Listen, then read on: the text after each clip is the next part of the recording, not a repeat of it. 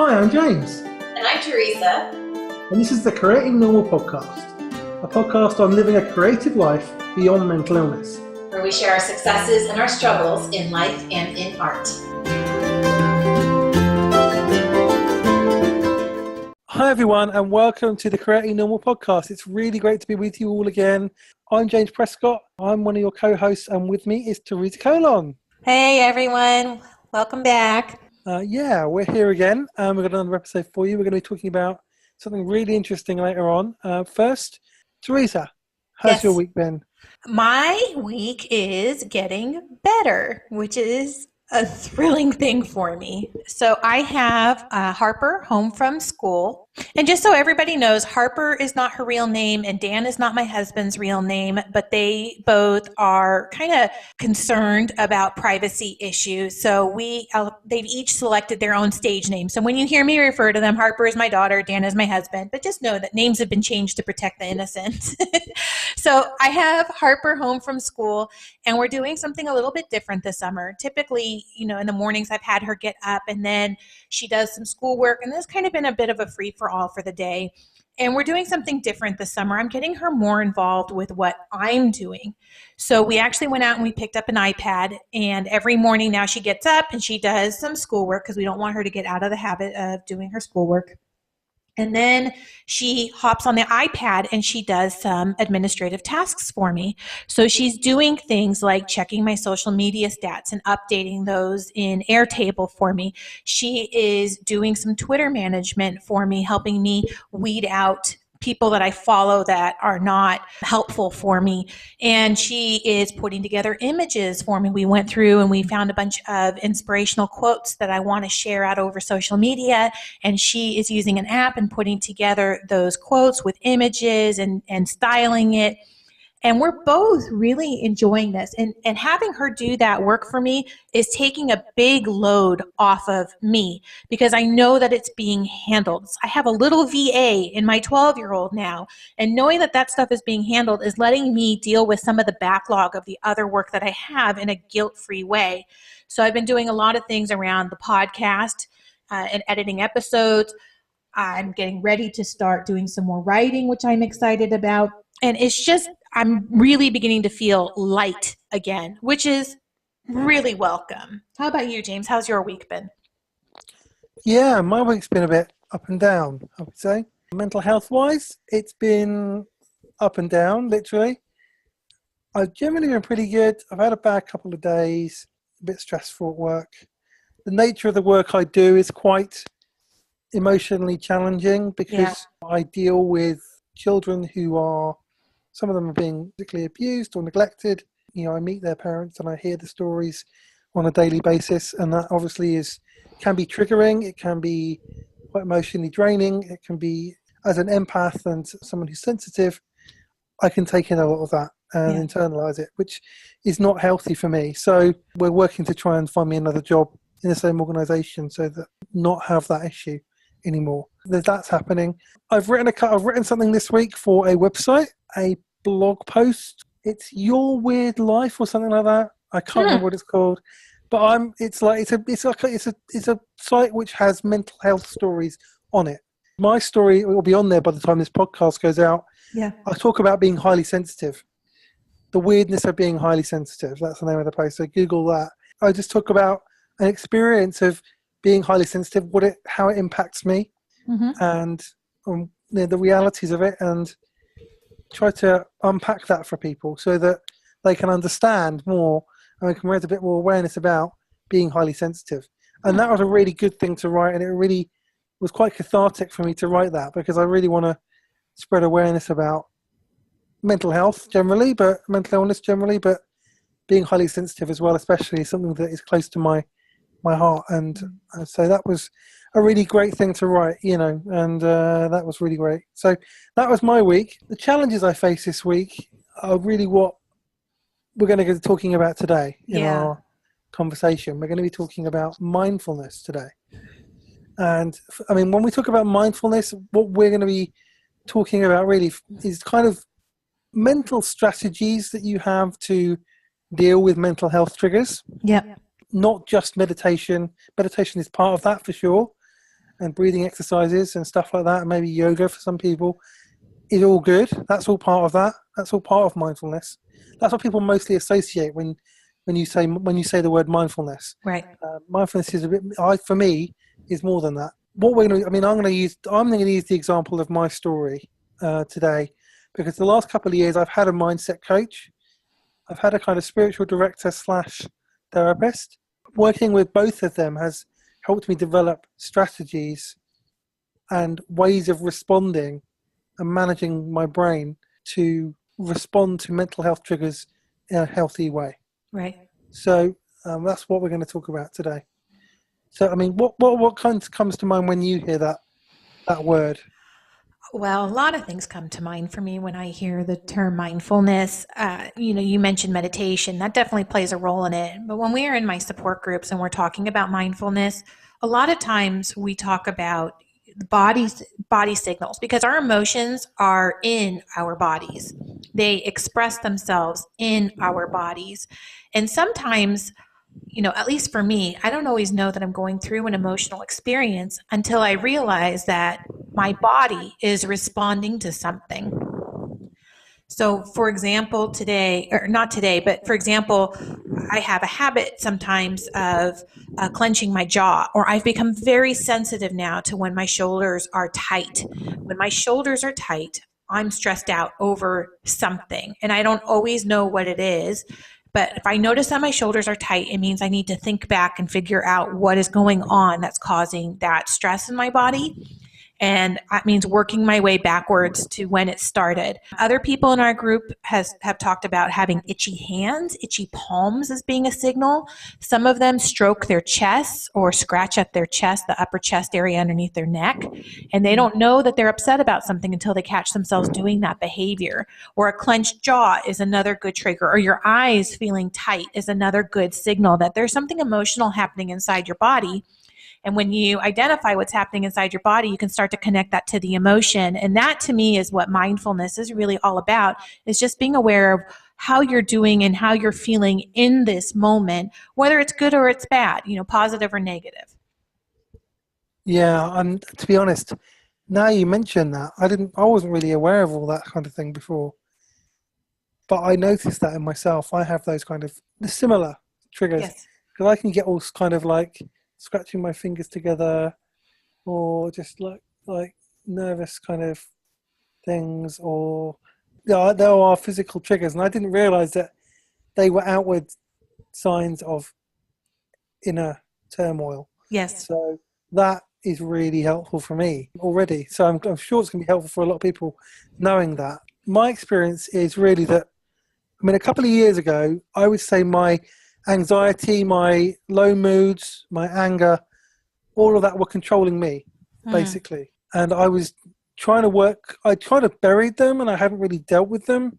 And eventually they were coming to the surface. And I could just keep on burying them, or I could actually go into that darker place and let things get worse before they got better, but actually confront these things. So I decided to do that. 2 years on, it's made a huge difference. I work with a mindset coach, I work with a life coach, I think, and I've had a spiritual director who's also a qualified therapist as well. So our sessions have been like therapy and spiritual direction at the same time. And she's used therapy methods and spiritual direction methods. So it's been that's been really, really good. And what I've learned, I've unpacked all these things. Mm-hmm. I've done a lot of forgiveness. I've let go of a lot of things. And I've started to recognize patterns in myself. Yeah. And started to, with these people, to figure out effective ways, healthy ways that I can respond to those triggers. And I've learned a lot more as well. I've realized that actually it's not that you do have the power to choose how you respond to triggers. Yeah. You can't stop yourself being triggered, but you can choose how you respond to it. And you have to practice it, you have to learn, you have to rewire your brain in a sense. But that is entirely possible because our brains are very, very flexible. They're very capable of learning new things. Neuroplasticity, read up on that as well. If you don't believe me, our brains are incredible at learning new pathways. And I'm living proof because I still get triggered in the same way, but I don't tend to go down those angry, depressive spirals Yeah. most of the time. I kind of stop myself before it gets there. And I'm still uncomfortable, but it's not controlling me anymore. Yeah. And that's the key. And if I can do it, anyone can do it. Literally. I know lots of people say that, but really, I never thought I'd be able to do that. It might sound a bit daunting, but if you really want to do it, if you put your mind to it, if you can do it. And it'll be different for everybody. Mm-hmm. I'm not saying it'll have miracle results for everybody. I'm saying that it will help. It will help. And the degree to which it will help will depend on the individual. It will, and their own condition and their own circumstances and, how they work. It will depend. I'm not going to make some kind of prescriptive statement for everybody, but I know that it will improve things. No matter how bad things are, it will help in some way. And it is possible because our brains are very capable of rewiring themselves and learning new things. Well, for those who are interested in hearing us talk a little bit more about triggers in depth, I would refer you back to episode 4, where we really do go into a lot of detail around triggers. And I think that's a really helpful and really useful conversation, especially in the context of mindfulness. But when it comes to mindfulness, one of the things that I get asked from people or asked by people is, how do I develop mindfulness? I struggle my mind races so fast. I have trouble being in the moment, or I'm so worried about the future. I have trouble being here in the moment, or I'm dealing with so many stories from my past. I'm having trouble being here and in this moment. So there's a few specific techniques that I've learned that have really helped me develop mindfulness. And most of those are breathing exercises. So there's one called 4 square breathing. And that is where you, on a slow count of 4, you inhale, you hold your breath for the same slow count of 4, you exhale over the count of 4, and then you pause. So you don't inhale or exhale over a count of 4. And you do that for like 2 minutes or so. And when you do that, what happens is you get more oxygen running through your body. And that oxygen actually hits your brain and it causes a relaxing sensation. To be successful with this, we have to be mindful that we're not breathing into our chest, but that we're breathing into our tummies, which really we're talking about breathing into the diaphragm, but most people don't understand what that means. So think of it as breathing deep into your stomach. And when you do that, you get that additional oxygen. It also has a very calming effect on us. And that is really useful in helping us get out of whatever we're going through. And it's one reason why, for people who live with anxiety, one of the biggest tips that they get is to just breathe. And that can come across as being a little condescending from people who don't understand what that means. But when we say just breathe, what we're talking about is doing some sort of a slow breathing exercise that helps slow your body down and it helps slow your mind down. And it gives you space between your emotions and your thoughts and your reactions. And it reminds us that we choose our reaction to our thoughts, but you have to be aware of what those thoughts are so that you can choose the right reaction. Absolutely agree with all of this. It's absolutely right about the breathing. And I've done this thing, and it doesn't have a name. It's just, I don't know what you'd call it, but it's breathing exercises. And because you're meant to, the way you're meant, apparently I did some research on this, and the way you're meant to breathe is you're meant to breathe for, I think it's for 10 seconds. Breathe in for 10 seconds, breathe out, hold it, and breathe out. Mm-hmm. So you're meant to you're meant to do like 7 breaths a minute or something like that. And we're meant to, but most of us breathe 20 times a minute. And you're meant to breathe from your tummy. Most of us breathe from our chest, where our heart is. We up top. And that's one of the reasons that we're all kind of anxious and tense and stuff, is because we're not breathing in the right way. It's a very basic thing. And whenever I practice deep breathing, like I breathe like 7 times a minute and I breathe deeply, that clears everything out. I can't tell you how it feels. You feel it right throughout your body. Yeah. Like physically in your shoulders, it's in you. You feel it in you, and it clears your head. And you can this is where you can start to practice kind of meditation, and you can start to allow thoughts to rise up and to release them, Mm-hmm. and to acknowledge them and release them if you want to do that, which is one thing. I don't know what, I think that's basically just meditation. And it all starts with breathing. When we breathe in a healthy way, it is, it's a basic science. When you've got more oxygen in your body, you're going to be healthier. Yes. Yeah. When It's really that simple. Yeah, I can't put it any more simply than that. If you breathe more deeply and you breathe slightly more slowly, or at least you try to do that at least once or twice a day for a few minutes, it will make a big difference to you, and you'll be more relaxed.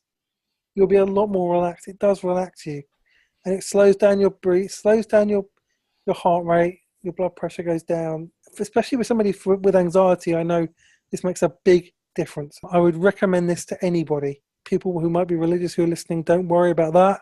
It's not a religious-y thing. It's science. It's completely science. It's how our body works. Bodies are not designed to breathe 20 times a minute from our hearts. We're meant to breathe 7 times a minute from our tummies.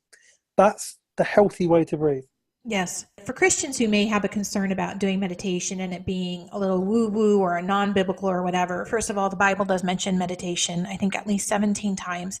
But secondly, there's a difference between the type of meditation that James and I are talking about and having quiet time with God, or however you commune with the universe. Those are two separate activities. And when we're talking about meditation, some people do like to do the Om kind of thing that you hear about in Eastern meditation. The meditation that I learned when I was going through my DBT classes and in my anxiety classes was very different than that. They just had us sit quietly for 60 to 120 seconds. So we're not talking about a lot of time. And there was a lot of imagery associated with it. So for example, it was close your eyes, imagine yourself up on a hill and there are clouds going by, and release one thought into each cloud. Or to imagine that you're sitting at the bottom of a conveyor belt and there's boxes coming through the conveyor belt, and each box is labeled with one of your thoughts, and let it go. Let it go through the conveyor belt. Or categorize your thoughts into the different boxes that are in front of you. And some people, after those exercises, they would always stop us and they would say, what was your experience with this? And some people would say, my thoughts came so quickly that the conveyor belt couldn't keep up with me. And that's okay. And some people would say, I actually was able to let go of those thoughts. I actually was able to let go of those feelings. And now I feel a lot calmer. And some days I had a conveyor belt that moved too quickly, and some days I had the calming experience, and it wasn't necessarily a I'm not feeling good versus an I'm feeling good day. It was just different. Every day we wake up and we're a different person. We have different chemical reactions happening inside our body because of what we ate the day before, or because of the amount of sleep that we got, or whatever. Our bodies are different day to day, and frankly, hour to hour. And I think honoring that through meditation and allowing ourselves to have those experiences without judgment, because there's no right or wrong way, quite frankly, to meditate. I think that really helps us I think that meditation is a really useful tool when we take the judgment out of it and just allow it to help us. Yeah, absolutely agree. I mean, at the bottom, at its root, it's science, It's science, and it's how our bodies actually work. And yeah, we need to take care of our bodies. I mean, I'm a hypocrite in that regard. I don't take care of my body as well as I should. That's a struggle I have. That's a challenge that I have. And for some people, taking care of your body flows out of mindfulness. We don't know. So especially for people who are feeling emotionally numb, when they get into the habit of meditation and breathing deeply, now they're able to start to identify some of the emotions that they're feeling. And that causes distress in the short term, because now you have to figure out how to deal with these suppressed emotions. But what ends up happening is that as you learn to handle those emotions, your capacity for emotion grows, which means that you become less reactive in the moment. And it means that you're better able to be mindful and careful and care for yourself in each of those moments. So one of the things that I found, especially for myself, was that doing these breathing exercises and developing a meditation practice really actually has helped me start to take better care of my body because I can feel my body and I notice my body more now. I eat a lot less than I used to, and I eat differently than I used to, and not because of anything prescriptive, although I am obese, but not because of anything prescriptive, but because my urges have changed in response to the mindfulness. Absolutely, it does. And I've done a bit of this in the last couple of years. I haven't done as much of it as I'd like, but I did a lot of it last year. And one of the reasons that I was able to start separating myself from my emotions and build up that neuro pathway was doing this, was doing meditation, doing breathing exercises, just slowing down once in a while. And that helped me build up those neuro pathways. Now, I haven't practiced it as much since, especially since I started working full time again, because you don't have as much time and you're getting up early, you're leaving for work early in the morning. It's easy for it to get kind of forgotten. And it's not that I don't want to do it. It's literally just time management, busyness, tiredness, whatever. It doesn't happen as much. I really want it to happen more. I think and I really want to recommend it to people because it is so beneficial when you do this and when you practice this regularly. And, from a creative angle, so two points I want to make. First of all, when we're talking about doing these breathing exercises and when we're talking about developing a meditative practice, we're not talking about spending an hour a day on this stuff and making it difficult to schedule into your lives. I know a lot of people say, oh, you need to do 20 minutes of meditation every day. Garbage, in my opinion. You can be effective with 2 minutes, 60 seconds, of meditation. And I would really start off on that kind of a level where you just sit still for 60 seconds and whatever you're imagining in your head for your imagery for that meditation session, that's enough and that's okay. And if you find that you're doing well with 60 seconds and you're finding that you're responding well and you'd like to extend your time, then go ahead and take it up to 2 minutes. The most, honestly, I ever got was to 5 minutes, but that was enough for me also. So that was point number one. And then point number two is, from a creative angle, when we do these things and we make ourselves mindful, it does reflect in our creative work. Being in touch with those emotions allows us to express them better, whether it's through art or whether it's through writing or through whatever form of expression your particular creativity takes. It has an opportunity to really unlock something new for you in your creative life. And I think that you could find it really rewarding and helpful to you in that. Yes, absolutely. Yes, I've found that. Definitely that, because what happens in your brain is that you start releasing ideas. Yeah. Ideas start to come to the surface.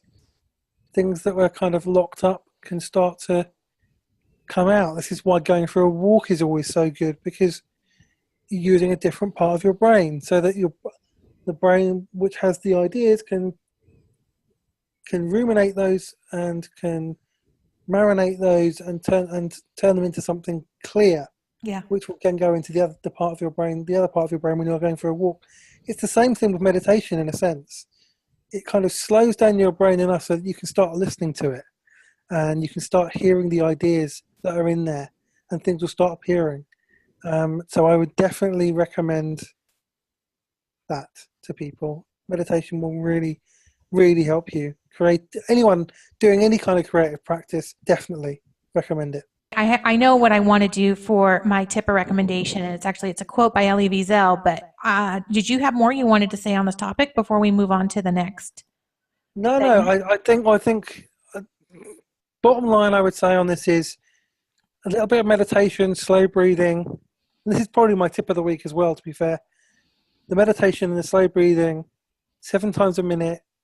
If you just do it for 1 minute a day to start with, you will notice the difference and you'll want to do it more.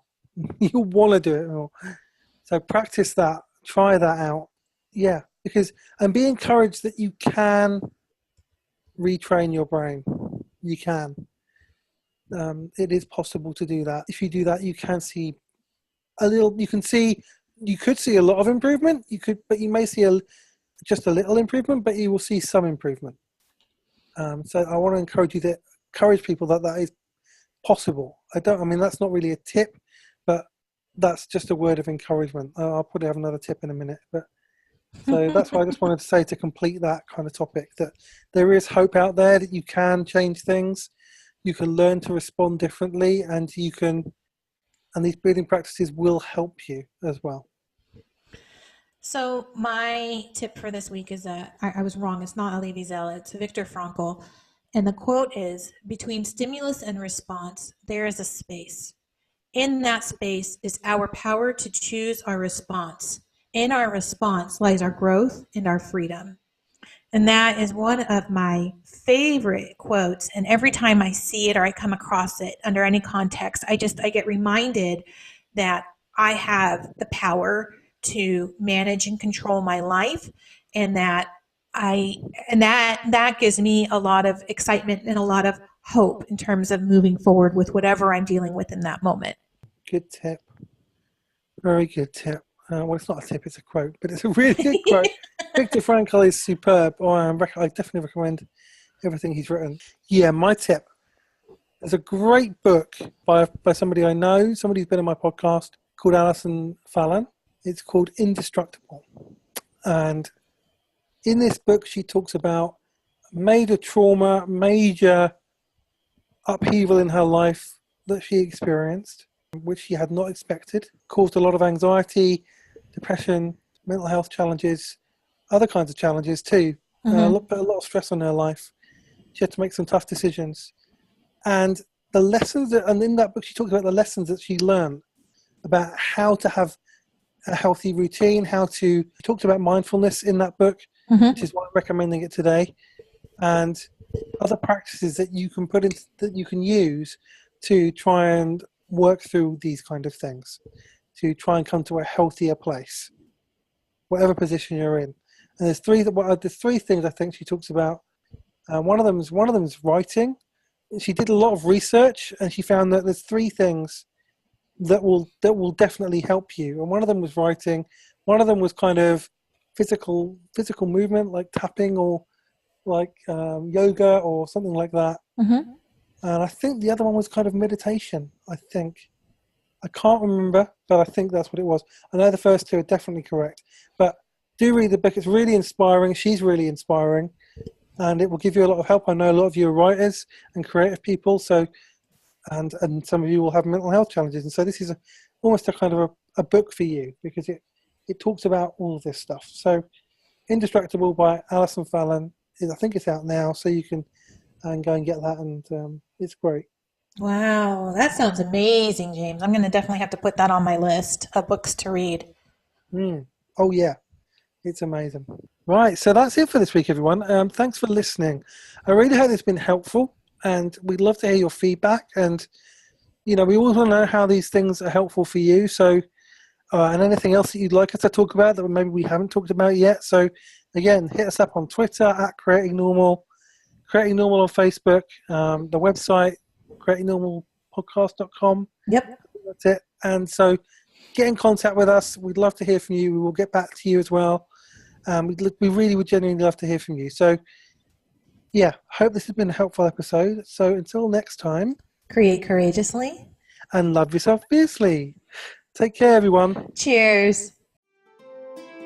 Thanks for listening to the Creating Normal podcast.